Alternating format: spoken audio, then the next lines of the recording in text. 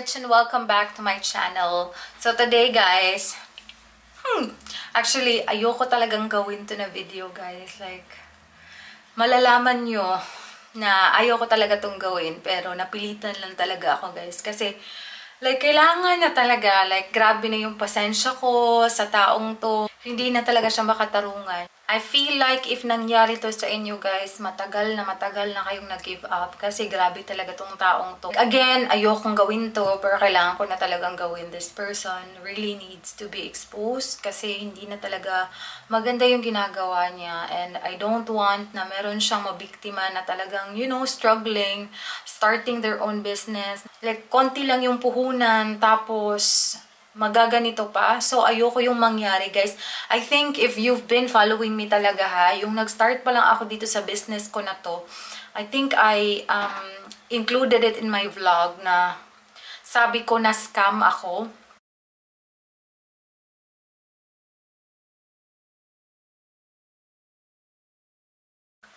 And then, I received a very small package talaga na parang na-shock ako.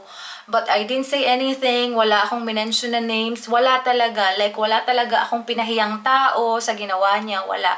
Like, I really communicated with this person. Kasi gusto kong ma-resolve talaga yung problem eh. Kasi para sa akin, mapapag-usapan pa rin to. Like, hindi ako naniniwala na may taong kayang gawin yung mga ganitong bagay. Parang hindi ko talaga ma-accept na, you know, someone at this age, bata pa, may pamilya, may small business, manlalamang sa ibang tao.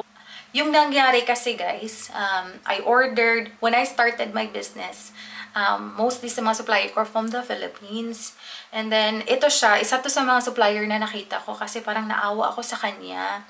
And it was recommended by my sister kasi sabi niya, ito ito na lang yung gawin mong supplier kasi konti lang yung followers niya.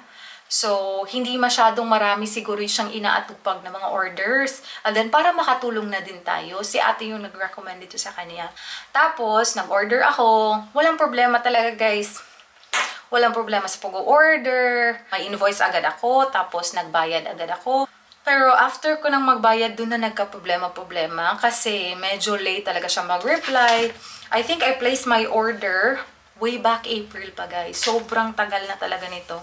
Tapos, nabayaran ko lahat, including the shipping fee. Sabi niya sa akin, yung pinakamalaking box daw yung kailangan para sa mga orders ko kasi medyo marami.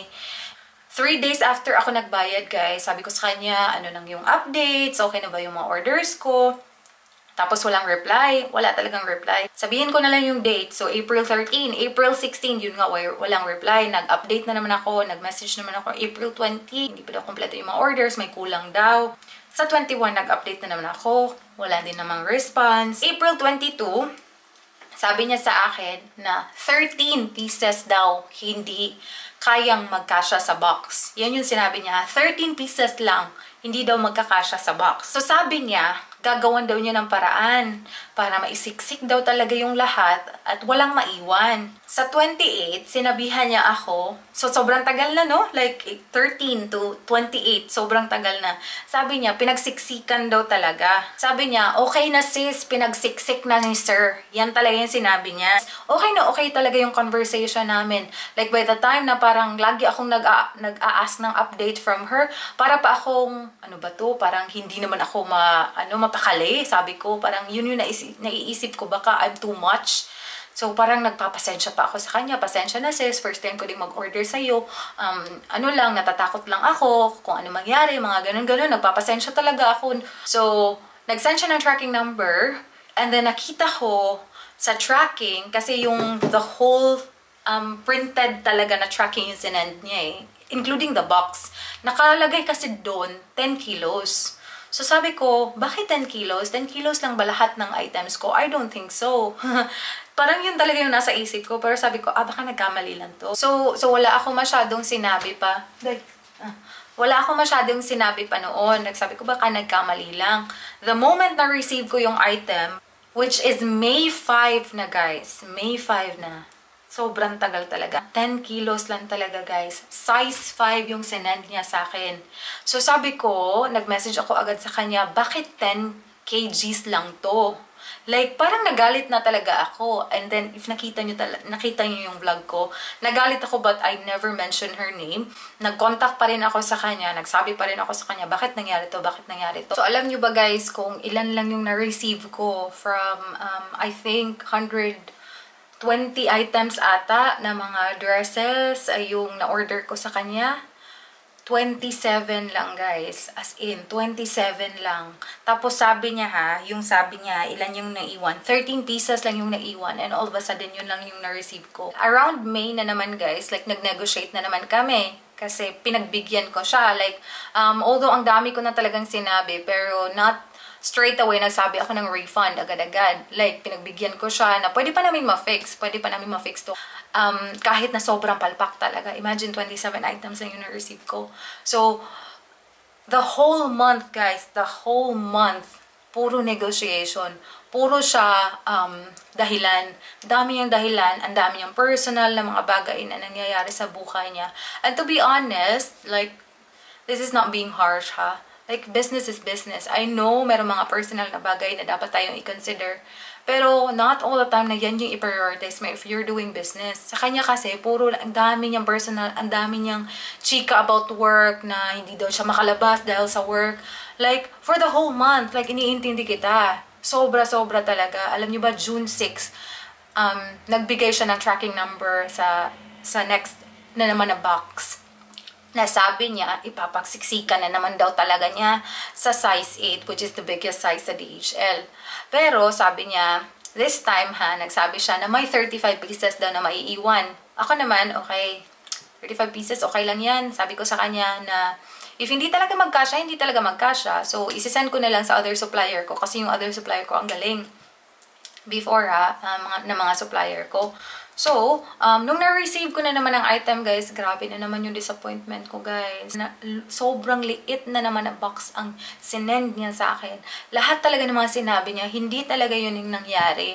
Kaya sobrang nakaka-disappoint. Like, ang sakit talaga sa heart na lagi kang inuuto.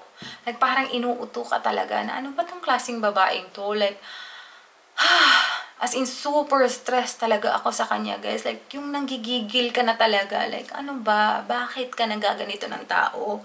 Nung na-receive ko yun, guys, na konti na naman yung items na na-receive ko, sabi ko, hindi na to pwede. You need to refund me. And na-involve na nga si Michelle dito kasi sobrang galit ko na talaga na parang hindi na ako makapagsalita. Nasabi ko, si Michelle na nakikipag-away na talaga sa kanya kasi hindi na talaga siya tama. Hindi na talaga siya tama, guys. Lagi siya nagbibigay ng rason na ganito, ganyan. We come up with an amount na i-refund niya sa akin kasi yun yung mga items na hindi niya na-send sa akin. So, mga 12,000 yun. So, sabi niya, sige ma'am, bigyan mo ako ng account number, isi-send ko agad. Yan, sabi niya. Isi-send ko agad, i-refund ko agad. Yan yung sabi niya talaga. Kasi nagagalit na talaga ako kasi very unreliable talaga. Napaka-irresponsible talaga. Tapos nun, hindi siya nagbayad agad-agad, guys. Tapos, ang dami niya talagang rason. Can you imagine, June yun. Dami niyang rason. Sabi niya, oy, si sir, nag-send na, ma'am, sa kapatid mo kasi GCash. Gusto niya GCash. Nag-send na sa kapatid mo, pero mali yung last digit. Yung mga ganun. Inuuto ka talaga, guys. Grabe yung pag-uuto niya. Mali yung last digit. So, sabi ko, talaga, okay. Mali yung last digit. Pero mababawi naman daw ni kuya, ganun-ganun. So, isasend talaga yung 2K sa kapatid ko. Pero it lasted for how many weeks or how many, I think, naglast pa siya ng months. Hindi talaga siya nagbayad, guys. Wala talaga siyang binayad sa amin. There was a point siguro, if you've been following me sa Facebook, na napopost ko talaga yung mukha niya, yun talaga yung, lang nasa peak na talaga ako ng inis, na parang ginagago mo talaga ako, ilang beses mo kong ginagago. Yung point, yung ginagawa kasi niya, guys, like nagsasabi sa inyo, babayaran ko agad kanyan. Ma'am, ginagawan ko po ng paraan, ganon. Tapos, ma'am, hindi ako makakapagbayad. Hindi talaga siya nagsasabi na hindi siya makakapagbayad.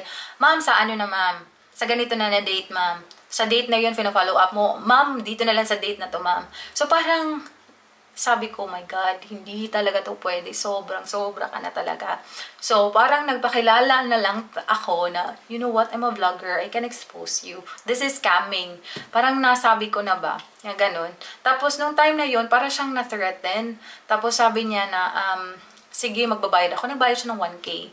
So, doon parang naliwanagan ako. Okay, I'm gonna give you a chance again. 1K, tapos sabi niya na, magbabayad ulit siya. Tapos magsiset talaga siya ng date na magbabayad siya. Tapos at first, like, pinabayaan ko siya na siya yung mag-set ng date ha.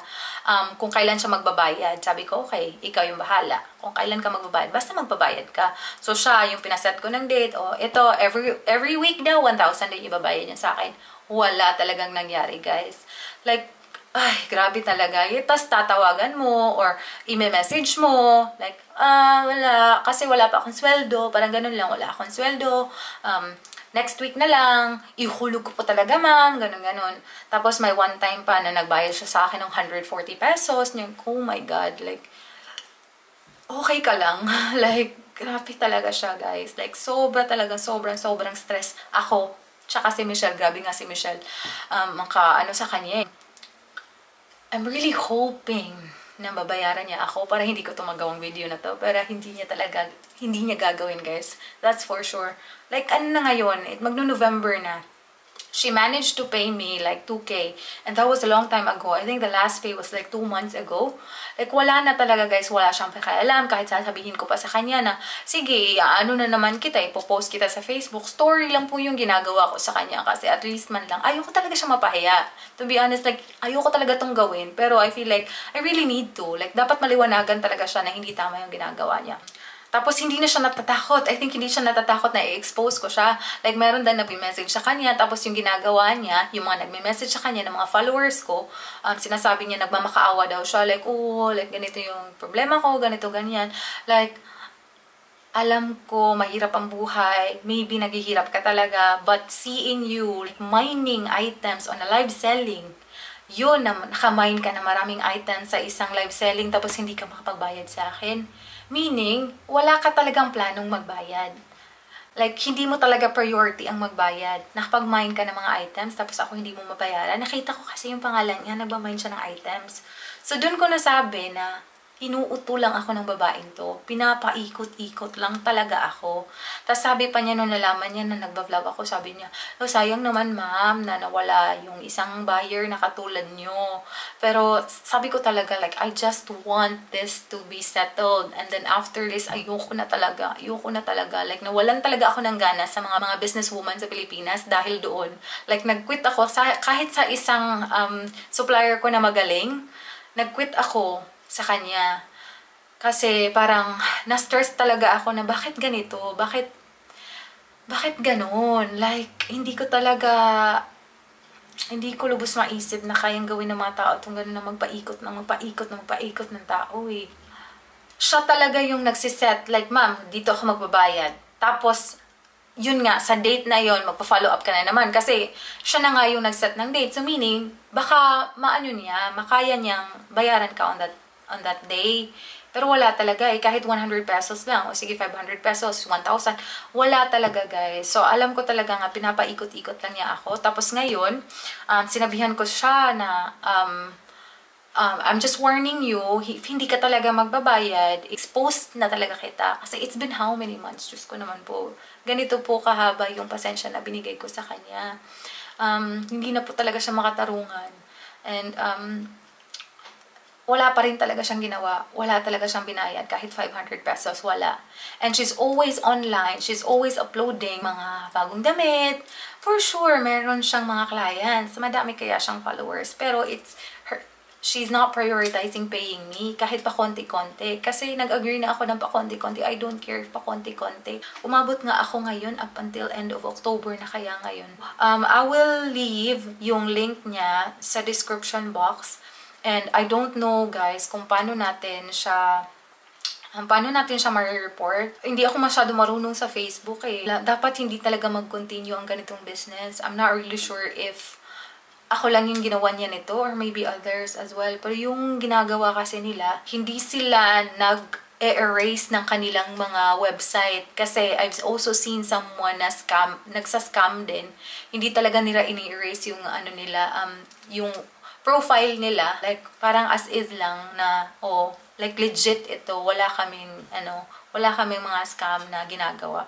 So, feeling ko, ganyan din yung ginagawa niya.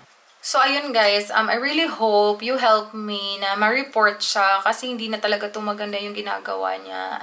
Again, if this happens to someone na namumuhunan, konti lang yung puhunan, tapos ginaganito, hindi talaga ito maganda guys. And then, dapat talaga na yung mga may ganitong ginagawa, report natin agad. Their only problem is I don't know how to report them. And, yun nga, alam ko may mga problema tayo, hindi lang naman ikaw siguro, ikaw nakikinig ka nito. Yung name pala niya guys is Laurelyn. Laurelyn Manatad Asma.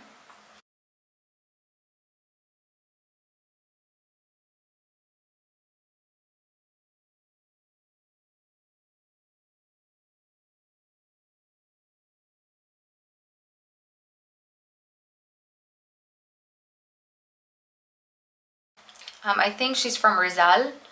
And yun nga, like I've given you so many chances and you know it. Pero ayaw mo talaga, you're very brave, hindi ka natatakot na i-expose kita.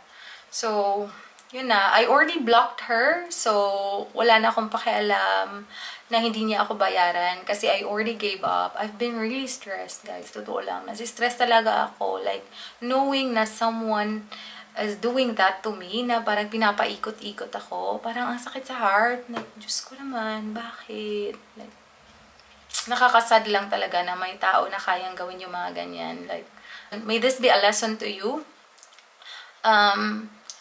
Sana talaga wala ka ng maganito kasi ang hirap, napaka-stressful talaga. Na lagi akong para akong aso nakabuntot.